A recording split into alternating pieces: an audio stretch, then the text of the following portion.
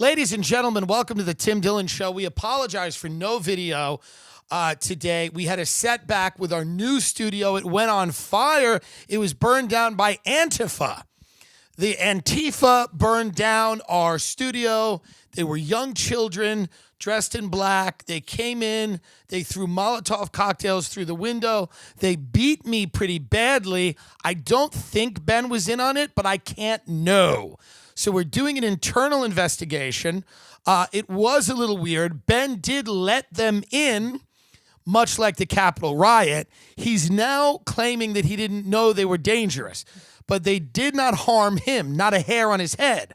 I was beaten and the studio was destroyed. So we are again here one day late with an audio-only episode. Mm-hmm. All right, I'm going to admit it. That's a lie. That didn't happen. The reason that we have audio only is because we are at the end of a tour that has been a blood sport. Now, I know you people don't care, and this is free, and you say to yourself, well, you make money on Patreon. Yeah, but this ain't that, and that's not late. This is free. You get what people get when they get free. And the tour, we were on 5 planes in 4 days. Mm-hmm. We are wrapping this up. It's over soon, and we go back to, we're going to do one tour a year. I'm going to be out doing comedy clubs throughout the year, but we do one tour a year in theaters. Thanks, to everybody who bought a ticket. And that tour is going to be, the next tour will be next fall. And we'll do, October, November, December, a little bit of Jan, and then we shut it down. And by that time, we'll have the studio. Well, we should have it by January, right? Yeah, by early January. What's going on with it? People think you're lying. No, our guy, Mr. Pizza, he's building a great studio. We're in contact every day. But when you say Mr. Pizza, people think we're dealing with a pedophile. But his name is actually Pizza. His last name is Pizza. It's actually his last name. And all he eats is salmon. And broccoli. Odd. But this gentleman, who you've entrusted our life to, mm-hmm. Well, he built the first studio with the neon sign. He did a great job. Which everybody loved. He did a great job. Iconic set. Yes, sure. And now we have the new one, and you're saying, when is the date? Give us a date. Stop pushing things back. Stop blaming the supply chain. Start taking responsibility for what you should be doing. The first week of January, I have full confidence it will be up and running. We have everything ordered. We have everything planned out. We have the keys. It is real. It is a real. Some people stopped me in the street in Atlanta and accused me of lying about this whole ordeal. They should have stabbed you to make a point. If you stop him in the street, physically maim him. Because he doesn't respond well to anything other than physical force.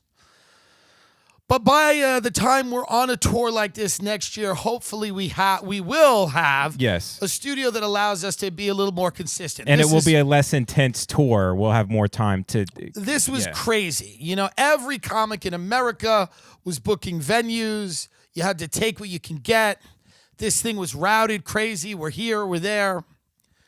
But we're winding down now. Mm-hmm. And the UK thing, listen, it's not looking good. And we would love to go. It doesn't look good. Yeah. I don't want to get stuck in the UK. This Omicron or whatever it is, they're at level 4. They may be going to level 5. So we're playing it by ear. But the fear is that we are going to be in a situation where we may have to push those dates down the road.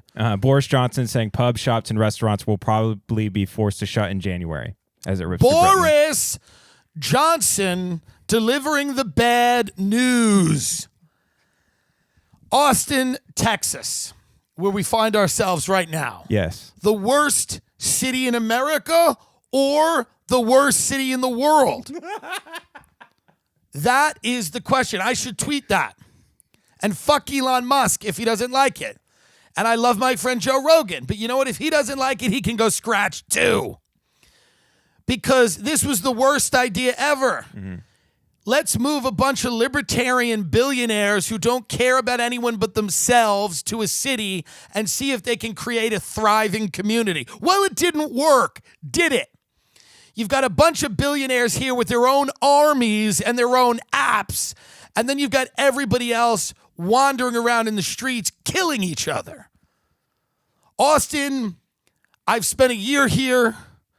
I've lived here for a year. We're nearing the end of that. And just to add insult to repeated injury, Netflix, and you know I love Netflix. I love Netflix. I love that they won't give me a special. I love that they don't care how many tickets I've sold. They don't care that I've done a special on their platform. Mm-hmm. They offered me a half hour. I turned it down. Although Watch, Normand, and all those, I love Mark and I love Brian Simpson and Naomi Peregrine. There's some really funny people doing that. But I said, no, we're going to do an hour or we're not doing anything. And then they said, no, we don't have the time for that. We don't have the space. And I'm like, isn't it the internet? Don't you have unlimited space? Literally unlimited. So I love Netflix, and I'm not doing their Netflix comedy festival. Every American, every comic in the United States is doing that festival. I'm just not going to do it. I'm sitting it out. But Netflix, and listen, here's what I will say about Netflix. They have made, how long has Netflix been around? Like 2008. Get the exact number on that. Because I will give credit where credit is due to Netflix. It was founded in 97, actually. Okay. Let's just say in the last 15 years, Netflix has made 6 or 7 watchable things, which I appreciate as a consumer. Right? Yeah. I think that's good. Every 2.5 to 3 years on average, they make something that you can watch. And I think that's good. Here's what I will say about the new program that I binge watched the other day. It's called 20-somethings Austin, Texas. If there was a show designed to make me physically ill and also give me more pleasure than I knew possible, it is the show 20-somethings Austin, Texas.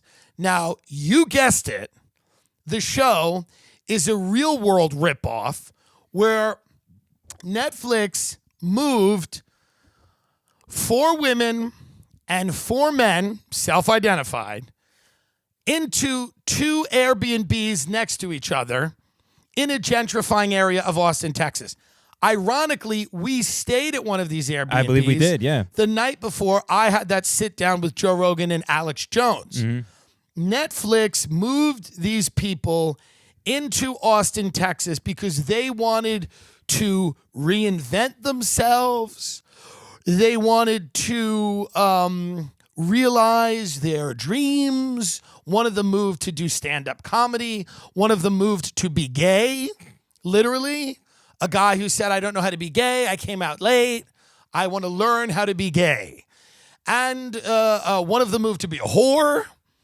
One of them moved to model. And the model's not that good looking and the stand-up isn't funny. It's Austin, right? So we've got C and D level people flocking to this city, I guess, in Texas to take advantage of this growing, glistening city on the hill as promised by Elon Musk. And all of these people are showcased in this Netflix show. And you see them, and the entire show, of course, is about people imbibing in alcohol, because that is the only thing to do here, is to drink yourself to death. And these people come and they drink and they try to get jobs and they can't get jobs. And they are then they're in the dating scene and they are going on dates and they're going to these little shitty Austin, bars. They're riding mechanical bulls. And they are coming out of the closet. And the show is so painfully sad. It is sad. It is sad because the city of Austin, Texas is a lie.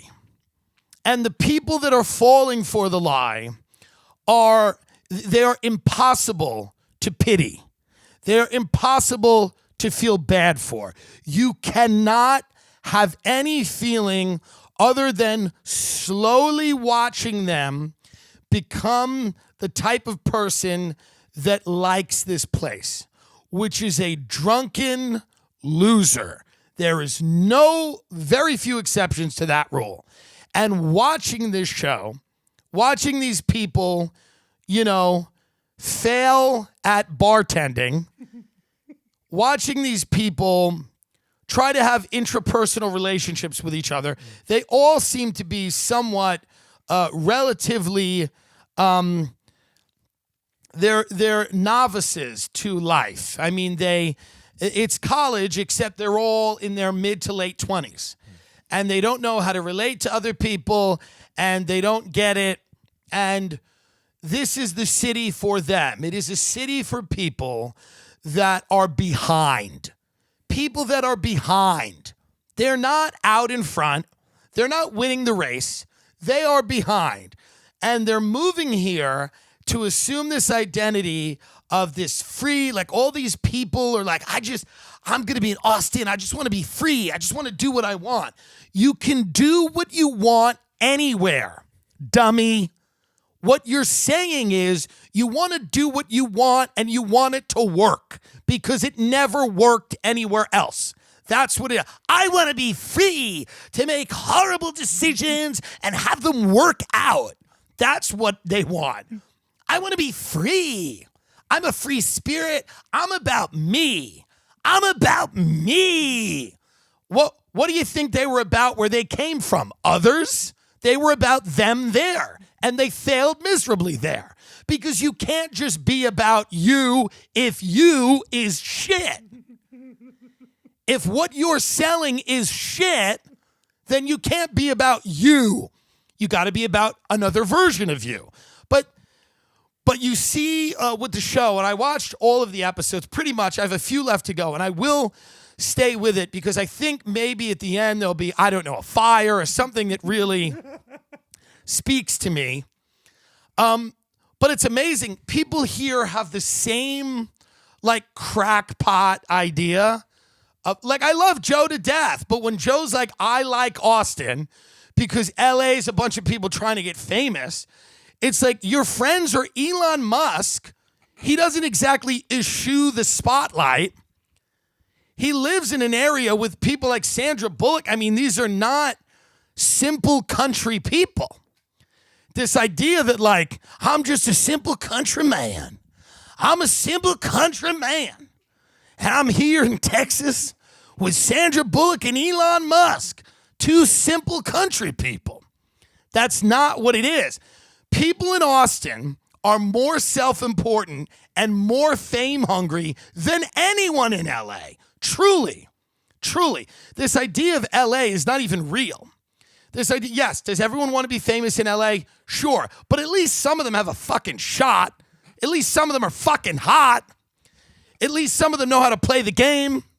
You come here, these people want the same notoriety, the same fame, they want money, and yet they are all completely incapable of getting anywhere near that goal. It's a hellscape. It's a pit. Truly a pit. I'm not going to spend the whole thing on this, but just watch the show. If you think I am wrong, watch the show. I've been in Miami looking at condos because I'm Afro-Latino, which means that I am black, but I am not African-American. I was raised in Santo Domingo, and I am Dominican, and I'm Afro-Latino. I am going to be pursuing compa, which is the music of Little Haiti. As someone who is Afro-Latino, I no longer want to live in a white society like Austin, Texas, with Ben, who doesn't like or understand Miami because when I dress in Balenciaga, he thinks I look stupid, but he looks like a golfer with AIDS. He looks like a golfer who sucks cock on the side and got a mouthful of AIDS in his bloody gums, and he's going to drop fucking dead. So when I go to Miami and look like the shit, and inspire men, women, and children and everyone in between. Ben gets threatened by it because he wants to be on a fucking golf tee sucking someone off because he looks like a golfer with human immunodeficiency virus. Truly, he just wears these baggy clothes. He looks like all his shirts hide AIDS lesions. So he says, oh, you look so stupid. But actually, no, you dumb bitch. I don't look stupid. You look stupid because you're stupid, a white piece of shit. But I'm Afro-Latino. It's true. I can say the N-word, but I will not. But I will not. I'm not going to, but I can. Mm-hmm. Because I am an other. And that's why I feel comfortable in Miami, because that is where my culture is. Mm-hmm. So I was looking at condos in Miami because other than being in LA, I want somewhere outside of LA to go, and it's not going to be this pit. It's not going to. We just had the best tacos in Austin. Man, they were fine. Yeah, good. It's fine. Good. Yeah. Good. Why is Taco Bell some of the best Mexican food you have? Because food is an idea. Do you understand what I mean? Mm-hmm. Tacos are an idea. Tacos are about freedom. All these people moving to Austin, just have a taco. That's all you want to do. You just want to get drunk and have a taco outside. That's the entire city. You don't have to buy a plane ticket. Just get drunk, buy a taco, and eat it in a place that is not enclosed with a roof, because that's all you have to do. But Taco Bell is so good because it's an idea. It's the idea of freedom. It's the idea of fuck it. Tacos are about fuck it. Austin, fuck it. I'm going to be free. I'm having a taco. I don't care. I'm fun. I'm fun and flirty. I'm going to have a handheld, crunchy thing because I'm fun and I'm flirty, and we're eating outside because there are no rules. I'm 38 years old, and it's time to start living my life in Austin, Texas. I want some fucking young dude from UT to go down on my old gnarled puss with his fucking beer breath, and I want him to lick my snatch and then throw his half-hard, average-sized cock in and out of me on this futon in a gentrifying neighborhood, and I want to come to the sound of gunshots. And then I want to wake up tomorrow, eat brisket, and do it all over again. No, thank you, I'm Afro-Latino, and I'm leaving. I'm truly Afro-Latino. I'm not apologizing for it anymore. I love Miami. They like me too. They don't give a shit. People, asses are out. Tits are out. They're like, what is Me Too? Throw me to a wall. Fuck me. It's a sexy city. Austin is sexless. Miami is white marble floors and cocaine. People trying to fuck each other. Austin, Texas is the sex in Austin, Texas, and I've had some of it. It is sad. You just keep thinking about. One of the guys I went out with literally said to me, I came out as gay. My parents did an exorcism on me, but I didn't care. I was high as shit. So that's the caliber of human being. Another guy I hung out with said, I came out as gay, and my father drove me around and said, you're going to burn in hell. And I didn't say anything, and he drove me around in his car and then let me out. So everybody here has a little bit of baggage.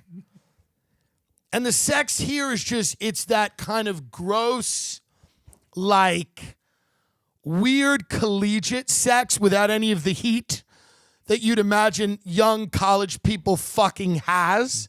It's like sex that is, you're trying to fuck your way into being someone you're not. Like, you're like, because everybody's putting so much pressure on themselves here to have experiences because life is about me. So when you're hooking up with somebody here, they're really trying. Have you ever hooked up with someone who's really trying? Like, they're really trying to a point where it's like, calm down, stop it. No one kisses like that. People are crazy here. They're just really trying to have this animalistic experience, but it's not animalistic in a good way. It's roadkill. It's roadkill sex. Whereas Miami is sexy. People like me that are international. People look at me, they don't think American, they think international. That I'm an international person. I work on my body. I work on the way I look. I have an international flair. I will start wearing skin-tight cat suits. I will start wearing 8-inch heels. I don't care if you don't want to be my fan anymore. This is going to be my future. Because I'm out. I'm leaving the world of discussions and debates and point counterpoint. I'm done with all that shit. I'm going to put my pussy on the street in a Balenciaga onesie and probably start smoking crystal. Because this country's finished and there's absolutely no point in debating anybody about fucking anything anymore. Just go out and have some goddamn fun, but not in Texas. Or not in Austin, at least. Go to Dallas. Suck off some CFO. But not here. I love BetterHelp. We talk so much about mental health in this episode. And what we really need to do is get ourselves in better shape mentally. So BetterHelp, H-E-L-P. It is an online service. It offers really great professional counseling. It's not a crisis line. It's not self-help. It is professional counseling. It's done securely online. There's a broad range of expertise available, which may or may not be locally available in many areas. The service is available for clients worldwide. You can log into your account when? Anytime. Send a message to your counselor. You'll get timely and thoughtful responses. Plus, you can schedule weekly or video or phone sessions so you won't ever have to sit in an uncomfortable waiting room as with traditional therapy. I hated the waiting room of my therapist. It's more affordable, Ben, than traditional offline counseling, and financial aid is available. Better H-E-L-P, BetterHelp wants you to start living a happier life today. It's really true. In fact, so many people have been using BetterHelp. They're adding new counselors in all 50 states, okay? So just go to betterhelp.com/TimD. That's betterhelp.com/TimD. And what? You join over the 1 million people who have taken charge of their mental health with the help of an experienced professional. That's right. This podcast is sponsored by BetterHelp, and Tim Dillon Show listeners get 10% off their first month at betterhelp.com/TimD. I love earphones. Don't you? Headphones? Oh, yeah. I like earbuds. What do you like about them? Well, you know, as an audio engineer, I really need... Will you shut up? You're an audio engineer? Technically. What are you engineering? My screaming? Yeah, kind of. There's compressors. What and stuff about involved. earbuds? Well, here's the thing. We fly so much. We need good pairs of earbuds to listen to things on the go, right? But we don't want to have a bad quality pair of headphones or earbuds because then that will damage our hearing. Because we need to be very perceptive and we need to be able to listen to other people so we can do our job more effectively. What are you talking about? I like Raycon earbuds because they give you amazing audio quality wherever you go. Whether you use them to pump up, wind down, work, or work out. They'll be useful for anyone on your list. It's the fucking holidays, dummy. Get Raycon earbuds. They're less than half the price of other premium audio brands. With their latest model, you get 3 new sound profiles to make sure everything you're listening to sounds its best with just the right amount of bass. Pure mode, balanced mode, and bass mode. Raycons are available in 5 stylish colors so you can pick a perfect one for everyone on your list. With free shipping and returns, gifting is easier than ever. The holidays are coming up faster than you think. Now is the time to knock out that gift list and avoid the last-minute shipping scramble. Especially because right now, my listeners will get 15% off site-wide with code HOLIDAY at buyraycon.com/Tim. Go to buyraycon.com/Tim and use the code HOLIDAY, HOLIDAY. Do you know what you get? What do you get? 15% off your order. Wow, that's a good deal. Whoa, a good deal? A great deal. It's a fucking phenomenal deal. I love Raycon earbuds. I use them. Rogan had that guy on the COVID guy, and he made a lot of good points about Dr. Peter McCullough. whatever. Yeah, yeah. And he made some good points. Who cares? Again, what do we? We're going to do citations? We're going to do sources now? Dr. Peter. Yeah, whatever. He had that guy on. And he's talking about early treatment protocol, which, by the way, I'm all for, right? Like, Sure. It's weird how they've demonized, like, every... You know, if somebody goes, hey, I took hydroxychloroquine or ivermectin and it worked, people go, no, it didn't. You go, wait a minute. What? These are the same people that tells you have to honor everybody's lived experience if they identify as another gender throughout the day several times because they're gender fluid. So you have to honor that. I'm a man at breakfast and a woman at lunch. But if you take ivermectin and it worked and you say that, all of a sudden your lived experience doesn't mean a whole bunch of shit. And you should shut the fuck up. So it is weird. That being said, most people, you can't get on an early COVID regimen because a lot of people do not have health care. They do not have a doctor. They do not have a regular doctor that they know and trust. They do not go to the doctor or hospital because they're afraid of how much it will cost them. They also can't take time off at work because all of these companies like Walmart and, Kellogg's, all the corporations that conservatives love, they hate Pfizer and Moderna, but they think it's great that Walmart pays people in Pop-Tarts, and they don't say a peep about Kellogg's firing all those people who went on strike just so they could see their kids at Thanksgiving. They say, fuck that shit. Keep making Fruit Loops or die, okay? So all of these corporations, by the way, seemingly have an agenda that's not exactly pro-worker.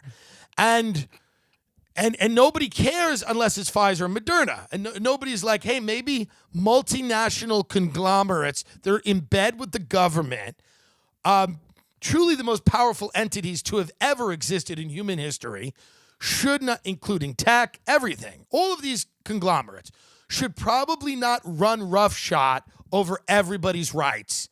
And people should have some dignity and a standard of living in health care. But as soon as you bring that up, people are like, shut the fuck up. I'm like, yeah, early COVID protocol would be great if people went to the doctor when they were sick instead of showing up to work because they will be fired if they take a day off. And they're scared of how much it's going to cost them. That doesn't mean that there's not some nefarious profit scheme on the side of Pfizer, but it's a systemic issue here. It's a little bigger than just saying like, oh yeah, well people should get on these things earlier. Sure, yes, people should be less fat. Totally agree. Let's go back to corporations again. The ones whose cocks you have jammed in your throat. Who's making everyone fat? Where's all this food coming from? Is it falling out of the fucking sky? No, it's corporations poisoning you. Why not regulate them? What the fucking government sucks, man. Ugh. Why not regulate the amount of plastic they can put in ranch dressing? Because maybe a mother of 3 whose husband dropped dead of COVID doesn't have time to read every fucking salad dressing or fucking cereal box in the grocery store because she's a little stressed. So perhaps there should be some regulations. Like Europe, they don't allow this shit. You can't just put poison in everything like you do in America. These obese people, they're all fat. Yes, you go to certain parts of the country, there are food deserts, meaning there's nowhere to eat except fast food. And the markets, the food is bad. The produce is brown. They don't get anything good. It's true. And it's so expensive now because of inflation. If you have a family of 4 or 5 fucking people, you just can't make everyone a Waldorf salad. Like, you have to just buy taco meat and feed it to the kids like dogs in a kennel. No, inflation doesn't matter. So everyone's on their moral high horse about fat people have ruined everything. Fat people are largely the result of a few different things. But one of them is that society does not do a great job promoting health because they allow, by the way, all this body positivity shit, it's all the sugar industry. They're dumping money. They're putting 600-pound people on the cover of magazines and saying, yes, bitch. And the reason they're doing that is because they don't want anybody to think twice about having their, fifth McGriddle of the day. So you have all of these trends that are converging, but this idea that like corporations are great except the 2 that make a vaccine is a little wild. So, but you can't even get into it. So I'm going to Miami to play his steel drums. I don't care. I don't give a fuck. I've made enough money. It's like, hey, I'm fat, but you don't pay for me being fat. That's the other thing. You don't pay for me being fat. I pay for you and your children and all your shit. Listen, you used to pay for me being fat, but now you don't. Fat millionaires are not me and Lizzo are not doing this to you. Whatever your life is, whatever problem you have in your life, it's not me, it's not Lizzo. Fat poor people, well, that's another thing. They are perhaps draining you, but you're draining them. That's the thing. America, if you're not fat, how many healthy people do you really know? 10? The vast majority of people in this country are pillheads, drunks, fat people, sexual degenerates, dark web pedophiles. Truly. I mean, let's just go through the different archetypes of people. Okay. You're a pillhead, junkie, stoner, dark web pedophile, fat person. I mean, health is not exactly promoted here. This isn't like an outdoorsy culture, by the way. Oh, there's too many fat people. Well, here comes the metaverse. That'll slim everyone down. I mean, it's not a healthy country. You know, you can wield the baton against fat people all you want, but then look at how many drunks are in this country. How many car accidents? How many problems we have with like fucking prescription drugs and opioids and all these. There's so many fucking problems in this country. But it's easy to beat up on fatty, and fatties sometimes should be beaten up on because they do fat things consistently. But also when you go to these food deserts, when you go to these places where families literally don't have a choice but to feed their kids dirt, what do you expect them to do? You know, you think there's a Whole Foods? You know, we were in upstate New York. Mm-hmm. We walked into the grocery store. Everything was frozen. Mm. Everything was preservative-laden, frozen food that you would defrost. Listen, before I had a little bit of money, I was broke. Legit broke, okay? And, I mean, you cannot, it's not easy to eat healthy with no money. It really isn't. Mm-hmm. Now, there are people that are fighting with me now or getting mad at me, but it's not, especially if you're tired and you've worked your ass off and you just want to eat something and fall asleep. It is not easy to clip coupons or go to the market or take advantage of every sale. Now, especially if you have a family, it's just not easy. Doesn't mean that it's always justifiable to get in a fucking bathtub of Haagen-Dazs. But I'm saying that it's a little more complicated than just going, hey, we need less fat people. Well, then you need more government regulations. Those things you fucking hate. Government regulate, because Pizza Hut is going to Pizza Hut. Unless you tell them, stop making poison. If you do not tell them to stop making poison, they will keep making, because they don't fucking eat it. The CEOs of these companies, watch Undercover Boss, they don't even know. The CEO Pop always walks in, he's like, what is this? Wait, what? Where's the fryer? This is what we serve people? Undercover Boss stopped even letting the CEOs in the episodes. They would bring on like the CFO because the CEO was so horrified that people were eating the shit. They don't even know.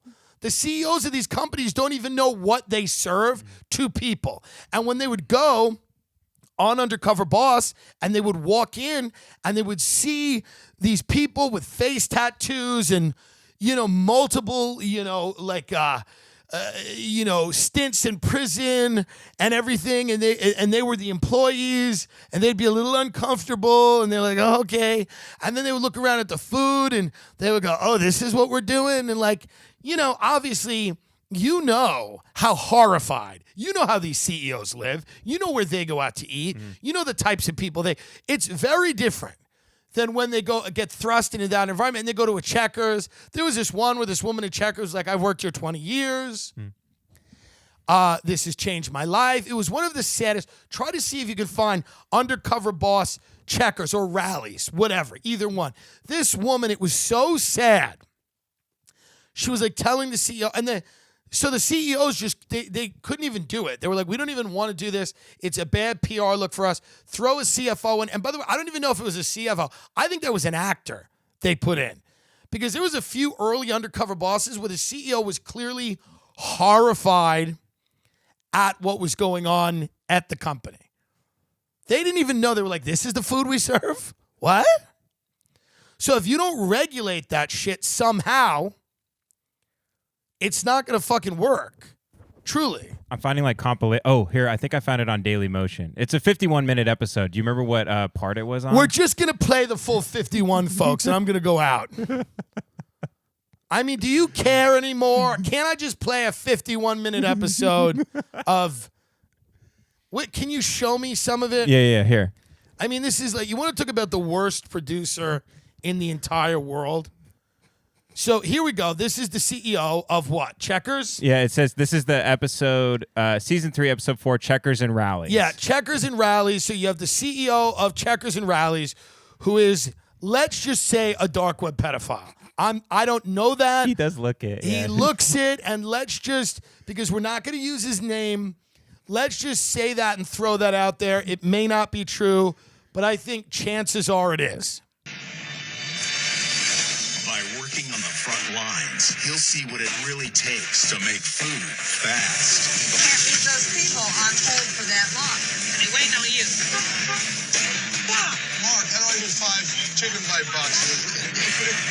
I am dying. And for the first time ever, a boss will be forced to do something so drastic. Right here, right now, we're going to shut the restaurant down. His company will never be the same.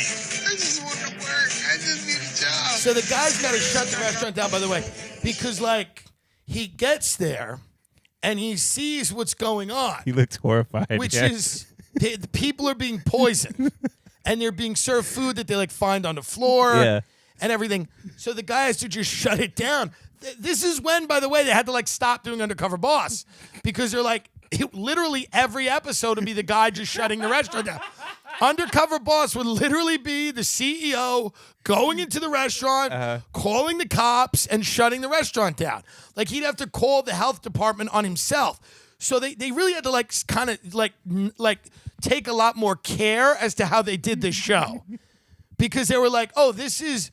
The logical conclusion of any undercover boss would just be the CEO going, I can't in good conscience continue to allow this facility to operate. By the way, don't even call them restaurants. It's a facility. Arby's is a facility. It's not a restaurant. So now find the old woman at the end, the old white lady, and we'll edit this so it's quicker. Yeah. Yeah, so I don't know if we can find the exact part I want. It might be another episode, but we're going to really try. But this is another one of my favorite things from this episode where this guy is clearly trying to fuck this woman who he then says he's going to mentor her, which is the creepiest thing in the world. Imagine if the CEO of a company said to a fry cook, I'm going to mentor you. What do you think that mentorship entails? He goes, yeah, I'm going to mentor you. I'm going to pull up in the parking lot every Thursday. You come out, you get my dick wet, and then you go back in there and make chicken nuggets for people. Listen how creepy this guy is. Don't thank me. There's a lot of people like you that can do a lot more, right? Yes. We're going to put a program together so that every district manager is going to be a mentor. But I also want to make sure that you're the first mentee in that program. And your mentor is going to be me. Really? You're gonna mentor me. Yes. Into being a good manager. Yes. Wow. What I want to do right now is I'm going to promote you into a management and training position. So you're going to make more compensation than you're making now. It's a 25% promotion. Get in my car. Just get in my car. Get in the front.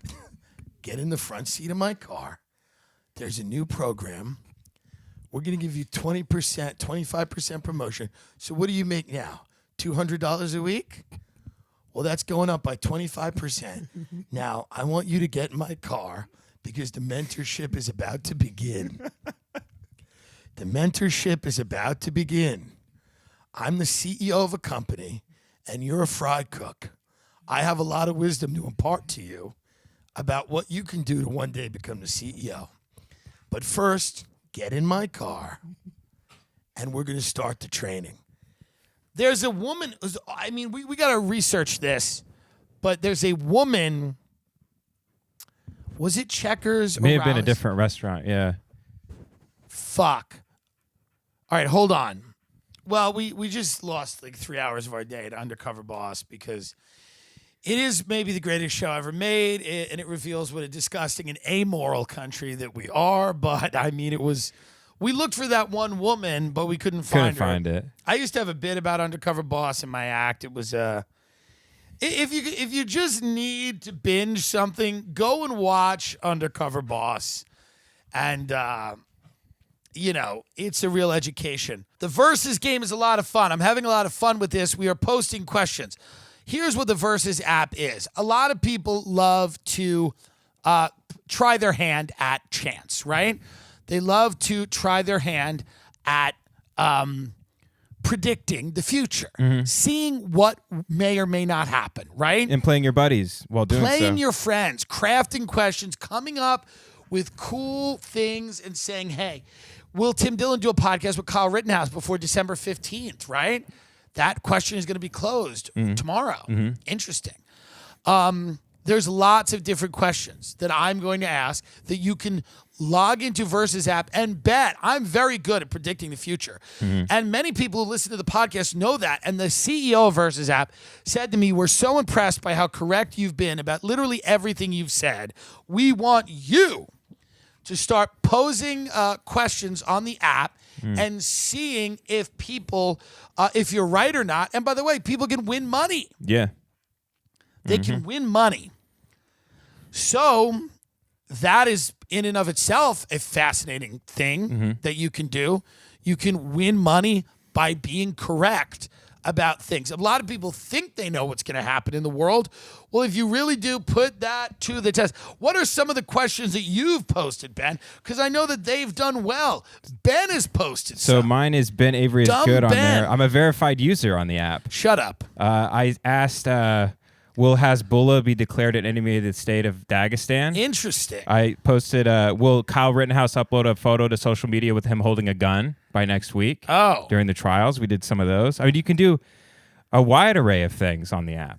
We've been having a lot of fun on there. My new question I'm going to pose, will Hezbollah and Abdul-Rozik actually have this fight? Oh, interesting. Is this a real fight or is this a troll? Ooh, you think they'll do it by the new year? Will Hezbollah and Abdul-Rozik by the new year have this fight? Or is this a troll? Will these two little Dagestani dwarfs fight each other or not? This is another one. Okay. Will the city of Austin be attacked by terrorists by the new year? Hey, I'm saying it won't. Prove me wrong and earn money. So you mean a domestic terrorist? Prove me wrong and earn Okay. money. All right. Hey, I'm saying, will a bunch of people with AK-47s just open fire in downtown Austin? I'm saying it won't happen. But do you want to prove me wrong and win money? Versus app. Versus app, baby. What else? Will the Island Boys overdose by Christmas? How about That's that? too dark. Too dark? I don't want you doing those dark ones. I haven't done any that dark. I'm trying to think. That's not right. It's to more do. on brand for you, I think. What have they done to us, the Island Boys? I mean, Provide us nothing. beautiful music. But they sold And- their soul to the devil. Well, he said that, but I respect him for being honest about it. How many people have done that don't tell you they've sold their soul? That's true. Your name is at Tim Dillon on there without the J. Yeah, thank you for following me. What else here? Will Spotify censor Joe Rogan's latest episode? Oh, with Peter McCullough? Dr. Peter McCullough. Ooh, that's a good one. Posting that question immediately, or Ben will do it for me or get fired. That's a good one. That's a great one. Yeah. Will Jesus come back from the dead by New Year's and smite his enemies, destroy the world, and bring all of his fans and followers to heaven. I guess you would call them fans and followers. Okay. Like you're talking about the rapture. Yes, will the rapture happen? That's just that's a simpler way to say it. But I think more I like the Rogan one, the Rogan McCullough one, because that is interesting. I'm going to say they will not, but a lot of people are saying they might. Okay. A lot of people do questions about Pete Davidson on the app. Can you think of any Pete Davidson or Kim K questions? Not even one can I think of. Okay. There's not one thing I care to ask. I don't even know what people are asking. I have no way. The guy's doing well. Yeah. What could you even possibly ask? Will Hezbollah Shabba-bombed himself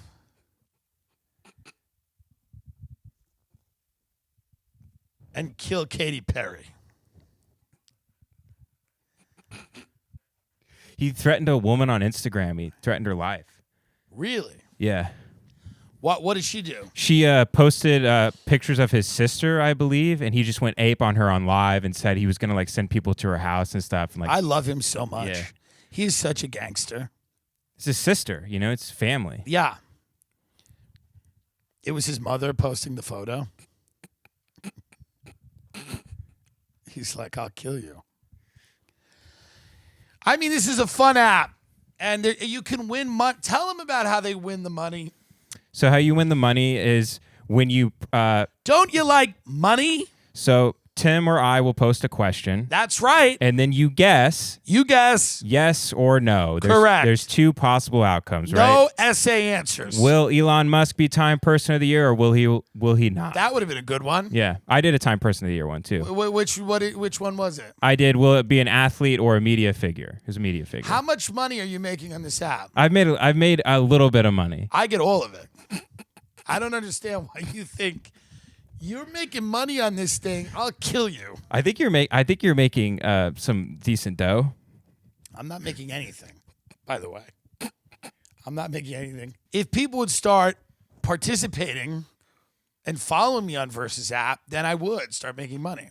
That's right. But Ben is making money and I'm not, which is going to result in me hitting him with my car. And then I'll ask that question on Versus app. Why did I hit Ben with my car? Oh, what's a good one we could do? Will there be another insurrection on January 6th? That could be a decent one. If there's going to be another. Ashley Babbitt trends every other day. Yeah, but no one thinks there's going to be. That's like the dumbest question I've ever heard in my life.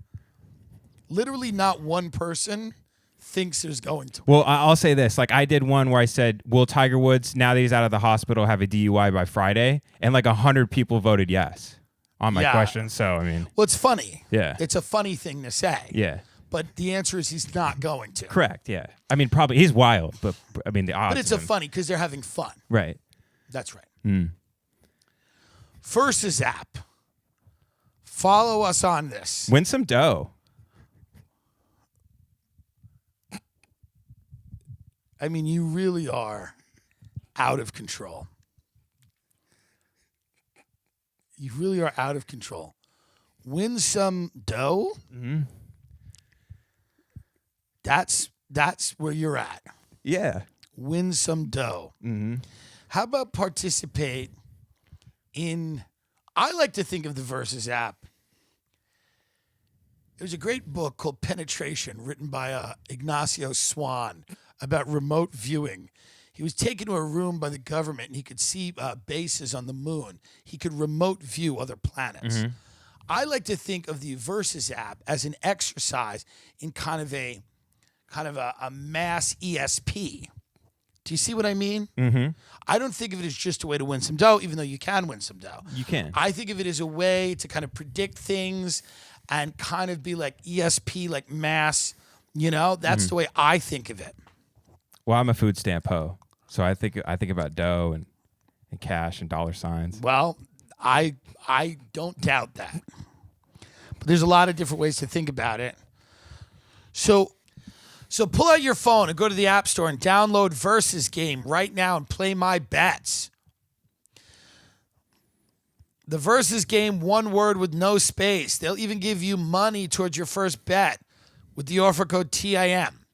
That's VERSUSGAME, offer code TIM for $5 towards your first bet. That's versus game, offer code TIM. I read an article in the Wall Street Journal about millennials are now supercharging the housing market. Young people that hated owning things are now driving like half the transactions in the market now. People are now warming to the idea of owning a home in a suburb, probably, that just a few years ago were in love with the cities. I wonder what happened.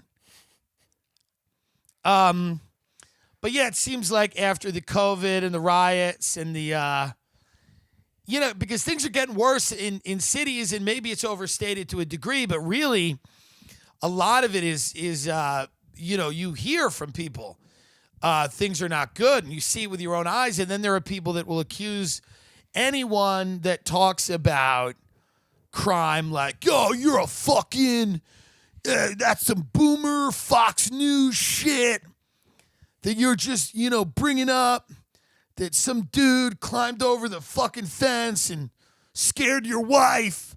So what? And, but people are really like, there's mentally ill people on the street. Many of them have weapons. Many of them are unhappy. They're not well. And they may or may not attack you. And this is becoming less and less fun. It's not as fun as it used to be because there were fewer of them. You shouldn't have none. You need a few, a sprinkling, if you will. But when you have too many, somebody getting slashed isn't even a novelty anymore.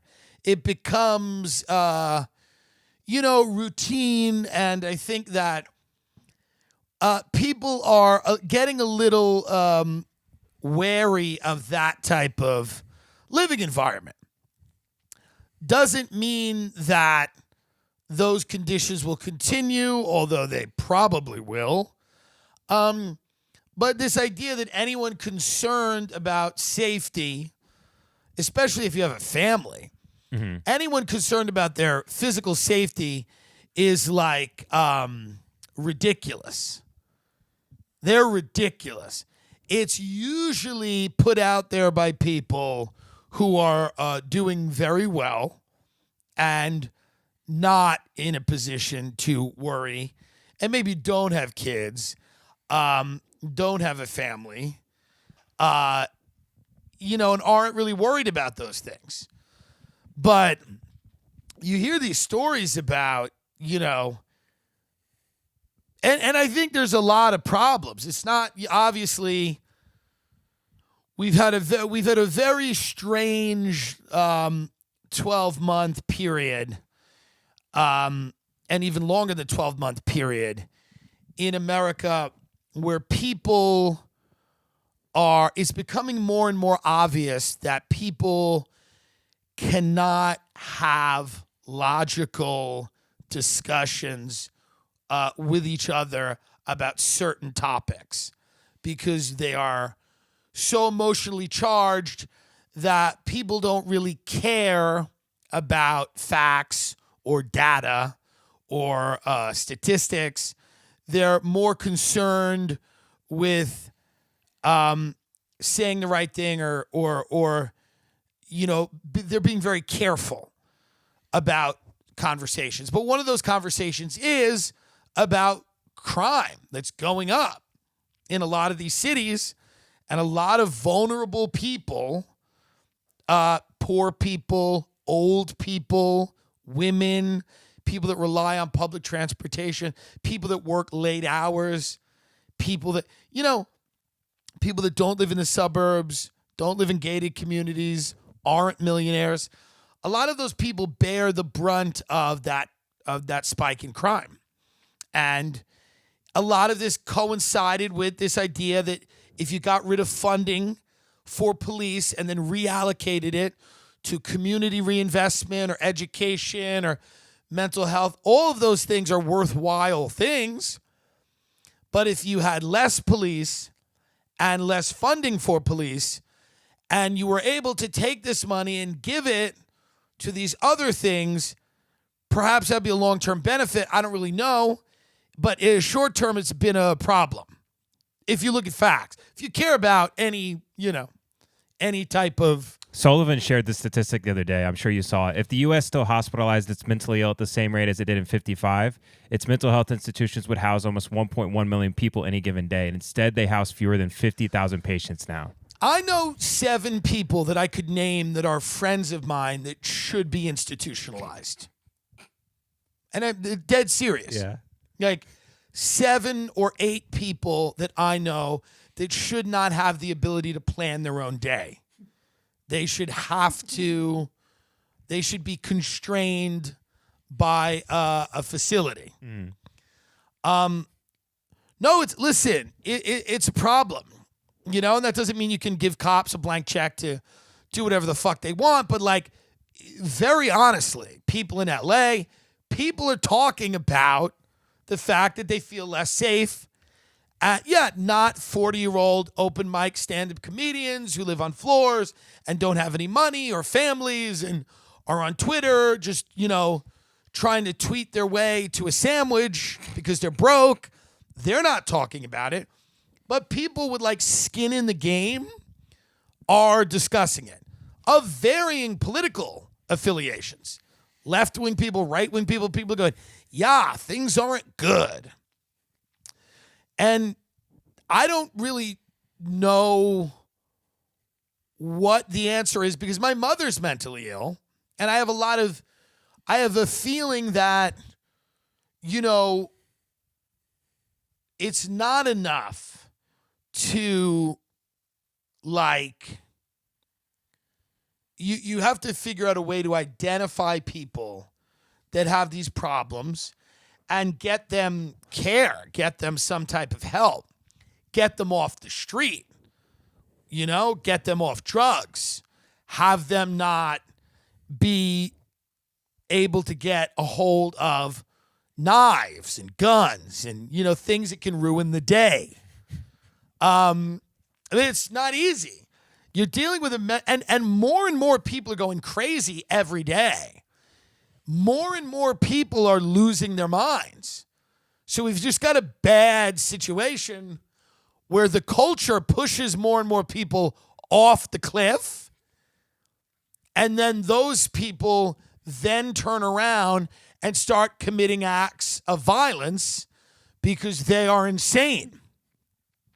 A culture of horrible food, prescription drugs, an over-medicated and under-medicated, both culture of people that are self-medicating, a culture of high levels of stress, work till you drop dead, no health care, no intervention, early intervention when people are having these mental health problems, a culture that prides itself on like hustle and grind and fucking figure it out, man.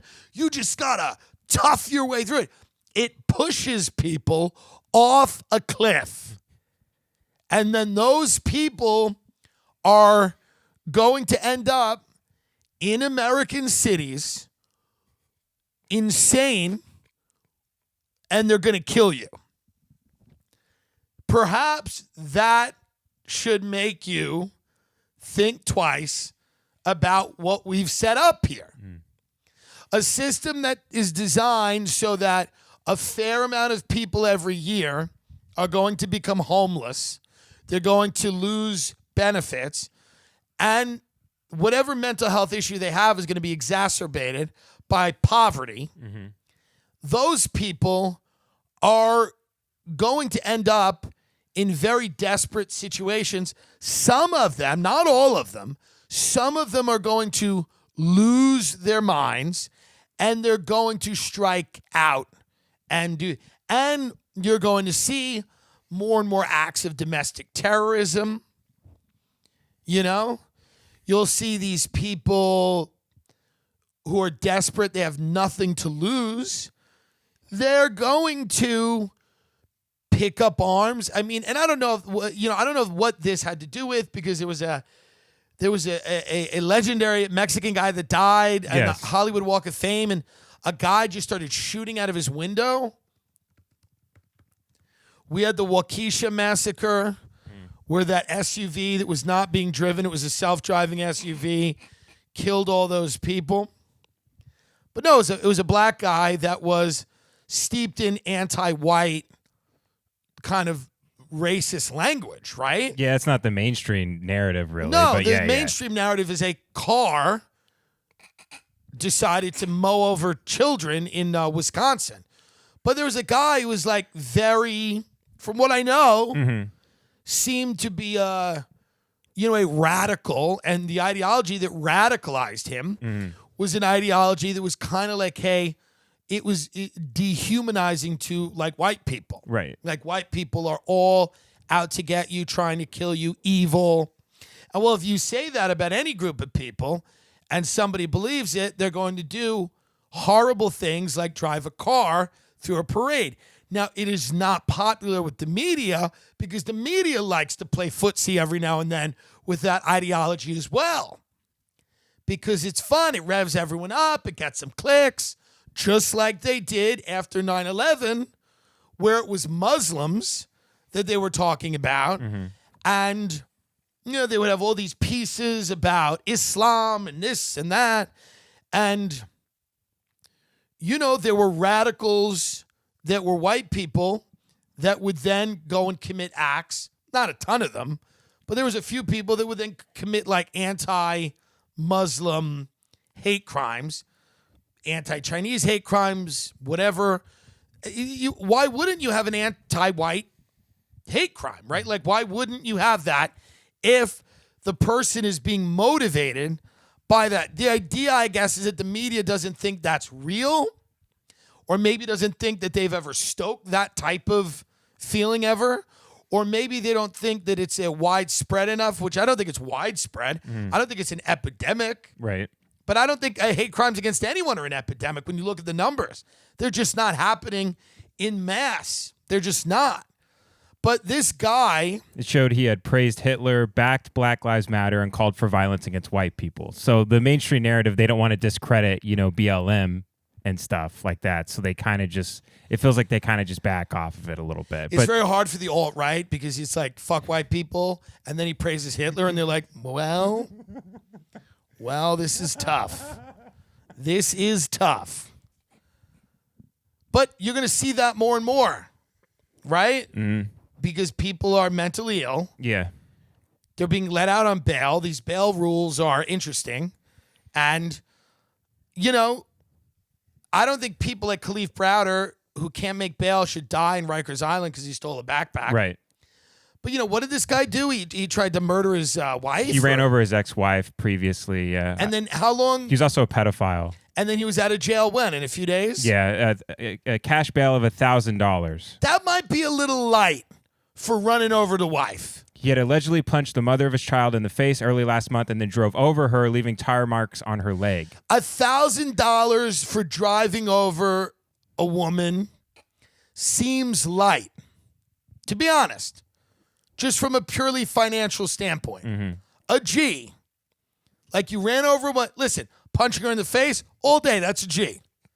That's a G. Punch her in the face, you're out with a G. I'm for that. She's popping off, you're popping off, things get heavy.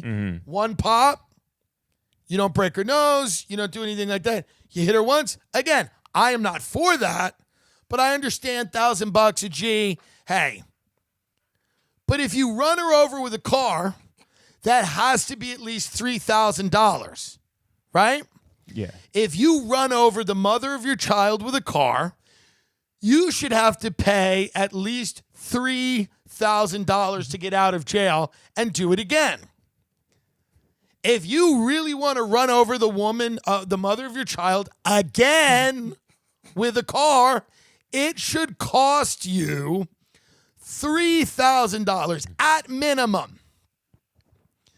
And the problem with not paying these low bail numbers is that people get out and they do it again. And this guy, this demon, went and killed a bunch of people in Wisconsin. And people that will listen to this, they'll go, no, well, the bail system's unfair. It may be unfair. It's also unfair to be walking in a Christmas parade and get slaughtered by a maniac in his car. That is also unfair. So in between those two extremes, you'd want to create a system that makes it harder for a violent psychopath to go back out and do the thing. He just did it. He just ran over somebody with a car. 5 days previous. 5 days ago. No, you don't understand. Again, are these am I having political? Is this a political ideology I'm espousing? I'm just talking like a human being would talk. And you people impose your politics on it because you're insane. But I'm having a discussion like I would talk to anybody going, yeah, I get it. People getting thrown in debtor's prison or whatever, the equivalent of that, over parking tickets is fucking absurd. That's no good. Guy who runs over a woman with his car being let out immediately on a bail of a G, goes and commits an act of terrorism a week later, that's a problem. Figure that out. It's not political. I don't think the idea that you don't want people climbing in your house to kill you is a political statement. If you say I'm against people climbing over my fence and breaking into my house to kill me, I don't go, oh yeah, you must be a right-wing nut. That's not political to me. Those are not political statements, you know? I'd rather my family not get murdered. I don't turn around and go, must be a libertarian. I just go, oh, it's a father or a mother who doesn't want their family to experience a home invasion. And this is why the Democrats are going to lose again, because the idea that this shit is in any way political and isn't just rational is crazy. It's not political to want to preserve the safety of yourself and the people you care about to the extent that you can. It's not political. You know, it's just what it is. That's why I'm excited about violence in only one city, and I'm going to guess which one. It's the one that I'm in right now, because it is a violent city. It is a violent hellscape. Other than the fact that it's completely devoid of culture, interesting people. The only interesting people here are psychopaths, many of them billionaires. But it's also a city that is very violent, and people getting shot, stabbed. It is a dirty, filthy bloodbath. Or as Chris Hedges would say, a bacchanal. He loves that word. Yeah. The American bacchanal. It means like an orgy party? Yes. Something in that vein. Yeah. I want you to go watch 20-somethings Austin. By the way, to say that we have raised the least interesting, least capable, most basic generation of human beings to have ever. I'm more excited about the Zoomers, the ones that are even younger, the ones that are nihilists. Ranboo. Yeah, kids from Ranboo. I read an article about the Minecraft kids, and who is it? There's Dream. He's a mystery. Nobody knows who he is. He's got a mask, and he's the biggest Minecraft YouTuber on Earth. And then he's got a collection of friends that are all like multimillionaires, and they all have millions of followers. And one of them's name is Ranboo, and he wears a mask, and it's kind of hilarious. And another one's name is Tubbo, but he's not that fat. He's British. and they just play Minecraft all day, and the kids give them money, and good for them.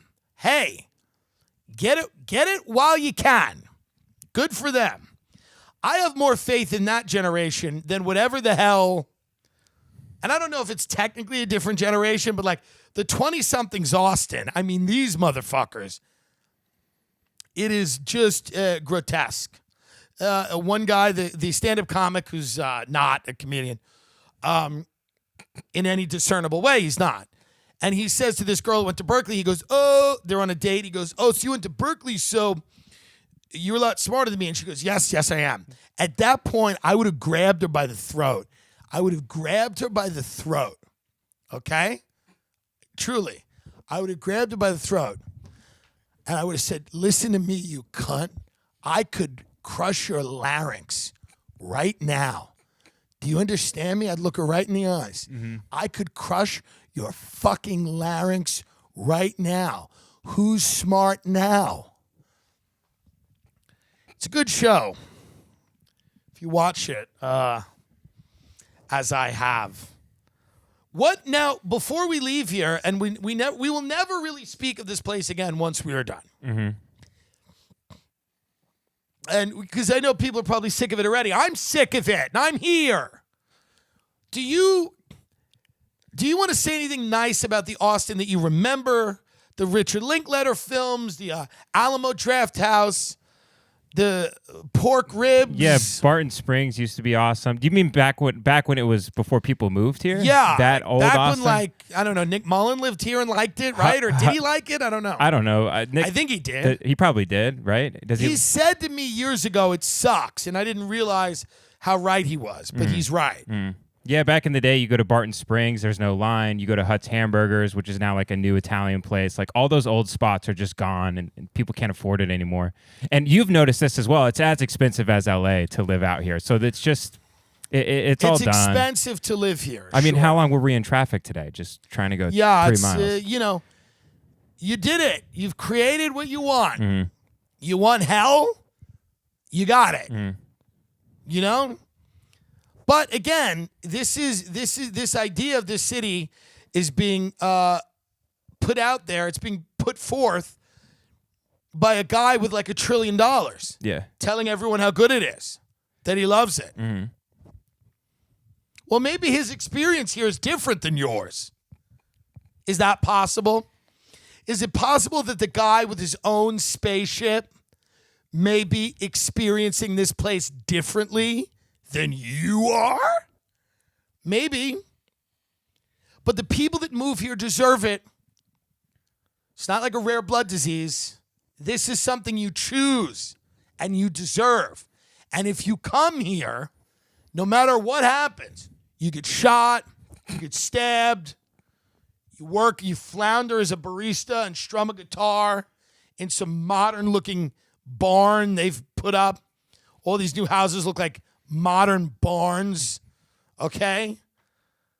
And they should do in them what they used to do in old barns, which is just club dead animals. Mm. You know, animals that were dying, there was no more use for. My point is, if you this dog sucks. Stop. Why does it breathe like this? She just licks too much of her hair and then coughs it up like a cat. Why does she do it? She's just a very nervous, neurotic animal. She needs to be in a field somewhere. That's the title of the episode, Nervous Neurotic Animal. Because she's not the only nervous neurotic animal in this zip code. She was better in L.A. You brought her here. Mm-hmm. Now she's trying to be cool and hip. She's trying to fucking read books that she thinks will make her sound cool. She's trying to order things like, different types of, drinks from her favorite mixologist. It's a grotesquerie. But it's really one of our last episodes. We have a few more episodes from here. We're going to try. We're not going to be back in the studio until January. Mm-hmm. People have to know that. They have to understand that. Mm-hmm. They have to process that in their fucking head. You're not going to see me until January, but then you're going to see us in a brand new studio. How about that? Unless the Minecraft kids come and save us. Let's go work for them. Let's just go work for them. I'd work for Rambo, Ranboo. Dude, what if you left this podcast to go work for Ranboo? Just a British psychopath wearing a mask. Yeah, what if you just well, I think he has a thing. He has a problem with his own face. Oh, I even feel though it bad looks- now. Well, Oh. it looks fine, but he doesn't think it does. I don't know. It was in the article or whatever. Okay. The point is, I just think if you came to me and you went, listen, I've been thinking, I really enjoyed what we've built and the time we've spent together, but I'm going to work for someone else. And I'm like, who? And you're like, Ranboo. And I'm like, the child Minecraft streamer? You're like, yes. And I'm like, okay. You win some, you lose some. TimDillonComedy.com. We've only got a few more dates left. Sacramento, late show. Grab tickets to that. San Francisco, a few tickets left. Garden City, Idaho. Cancel the late show. Nobody bought tickets. Sorry about that. There is standing room at the first show. We'll be able to get everybody in. You know, who knew I didn't have 20,000 fans in Boise, Idaho? Who knew? Yeah. You know, my big markets are New York and Chicago and Philly and Tampa and Dallas and Miami and places where people live. And San Fran. And then Toronto. Let's not forget New Year's Toronto's Eve. amazing. New Year's Eve, Toronto, baby. Grab those tickets. TimDillonComedy.com. We're going to go out. And we're going to have a fun. Do you know what we've got planned for that show? Which show? Toronto? Yeah, I'm doing a full set. Okay. About a little under an hour. Okay. And then Michaela Peters is coming out to kill her father on stage. Good night, everyone.